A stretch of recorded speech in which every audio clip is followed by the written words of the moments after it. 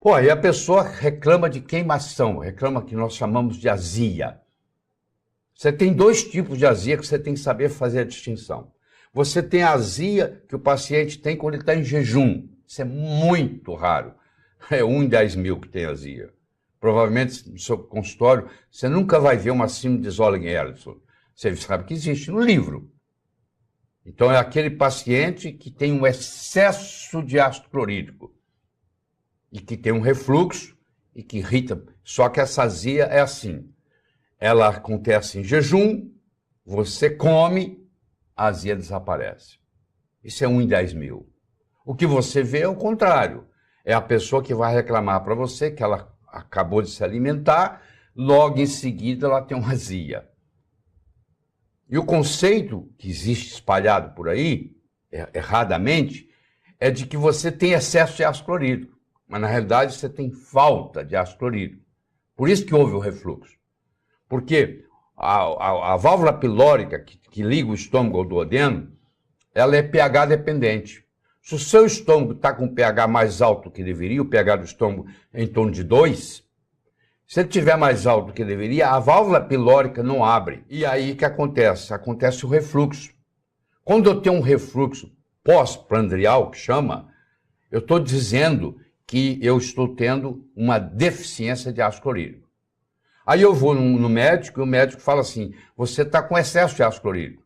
Eu vou lhe dar um omeprazol da vida, que é um inibidor da bomba de próton. E você vai diminuir a produção de ácido clorídrico, você vai melhorar. Você vai melhorar sim, porque o omeprazol vai anestesiar o seu esôfago. Mesmo que você continue tendo refluxo, ele já não te incomoda tanto. Só que a doença continua progredindo.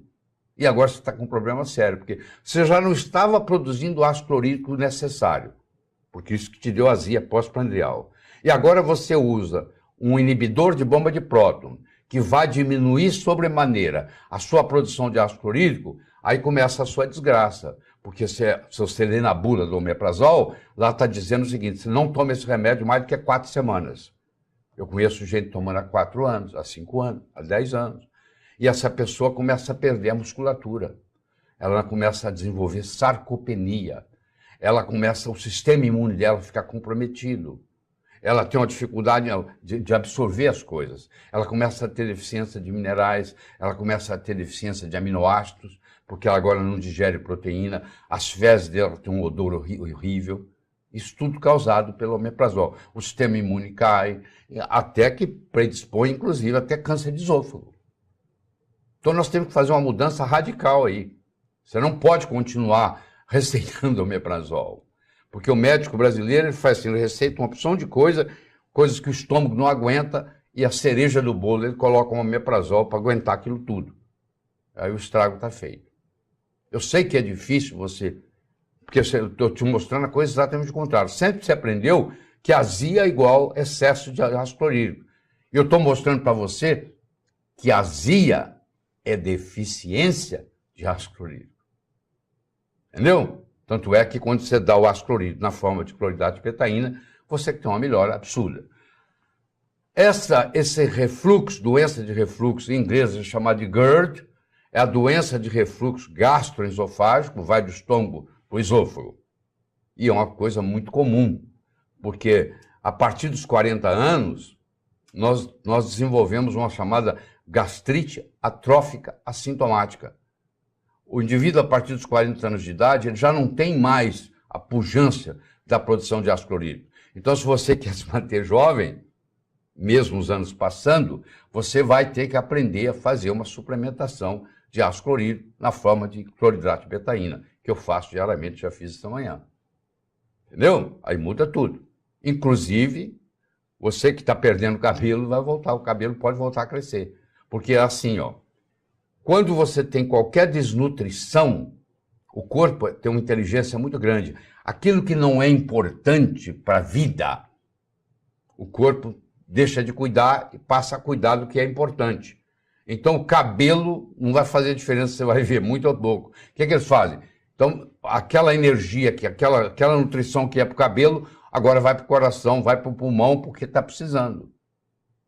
Agora, quando eu começo a tomar um ácido clorídrico na forma de cloridrato de betaína, eu volto a absorver a vitamina B12, eu volto a absorver a vitamina B9, eu volto a absorver o ferro, e etc, etc. Eu volto a melhorar a minha nutrição, aí o meu corpo fala, agora sobra nutriente para o cabelo. O cabelo para de cair e pode voltar a crescer. Você entendeu? Interessante, né? Você explicando isso para o paciente vai ficar mais interessado em cuidar dessa parte. Então, outro problema que nós temos é o seguinte, é a distinção diagnóstica. A pessoa chega no seu consultório e fala, ó, eu estou com uma dor aqui ó, no meu peito. Você tem que fazer a distinção se isso é por um refluxo esofágico ou se isso aí é por infarto do miocárdio ou por uma angina. É um problema coronário cardíaco ou é um problema esofágico? Então você tem que saber fazer a distinção. E aí o adjuvante é muito interessante, porque aí eu posso dar, por exemplo, um antiácido e a dor some. Então era o refluxo que estava acontecendo. Aí eu dou uma substância, uma nitroglicerina sublingual, um nitrato sublingual, e melhora. Então aí é cardíaco. Então você tem que saber fazer a distinção, mesmo não sendo um cardiologista. Vocês estão vendo aí, ó, eu não invento nada, eu sou apenas o mensageiro. Se você não gostar da mensagem, não adianta você matar o mensageiro. Você vai para a literatura e checa. Aí está mostrando o que vai acontecendo com a sua produção de ácido clorídrico a partir da idade, que os anos vão passando. Olha lá, você começou lá em cima com uma produção de quase 200, e quando você chega aos 60 anos, você está produzindo em torno de 50. Vai caindo o ácido clorídrico produzido no seu estômago. Isso está em literatura, em muitos trabalhos. Ninguém questiona isso. Que com o passar dos anos, você vai diminuindo a sua produção de ácido clorídrico no estômago. Com todas as consequências que você chama de envelhecimento. Claro, se você suprir essa enzima, esse ácido clorídrico, você vai melhorar o seu quadro nutricional e, consequentemente, você vai demorar mais tempo a ficar velho.